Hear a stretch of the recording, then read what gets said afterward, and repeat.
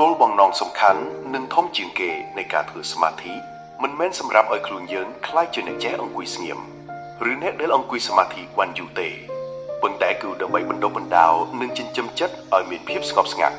មិនរអិលតាមអារម្មណ៍និងគំនិតចលាចលតាមពិតទៅសមាធិគឺជាការអនុវត្តដែលជួយឲ្យយើងបានស្វែងយល់អំពីទំនោរចិត្តរបស់ខ្លួនឯង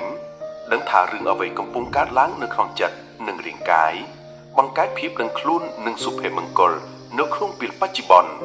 ដោយការអនុវត្តសមាធិជាបន្តបន្ទាប់យើងអាចស្វែងរកនិងជៀសវាងពីអាកប្បកិរិយាដែលបណ្ដាលឲ្យចិត្តរំខានចិត្តភ័យខ្លាចការសង្ស័យនិងអារម្មណ៍អវិជ្ជាសមាធិនាំឲ្យចិត្តមានកម្លាំងទប់ស្កាត់អារម្មណ៍អវិជ្ជាមិនឲ្យចិត្តទន់ជ្រាយនិងអភិវឌ្ឍទៅរកចំណេះដឹងច្បាស់លាស់ការធ្វើសមាធិចេញពីការអង្គុយស្ងៀមអាចបន្តទៅកាន់ការរស់នៅប្រចាំថ្ងៃដោយយើងអាចមានសមាធិពេលដើរពេលនិយាយពេលធ្វើការនិងពេលទំនាក់ទំនងជាមួយអ្នកដទៃនេះជួយឲ្យជីវិតប្រចាំថ្ងៃរបស់យើងពោរពេញទៅដោយការយល់ដឹង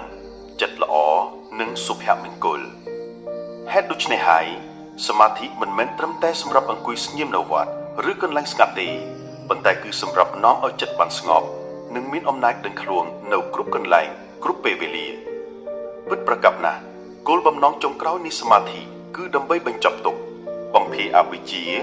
និងដំណើរការជីវិតដោយសុខសាន្តនិងមានគុណប្រយោជន៍ចំពោះខ្លួនឯងនិងអ្នកនៅជុំវិញយើងផងដែរ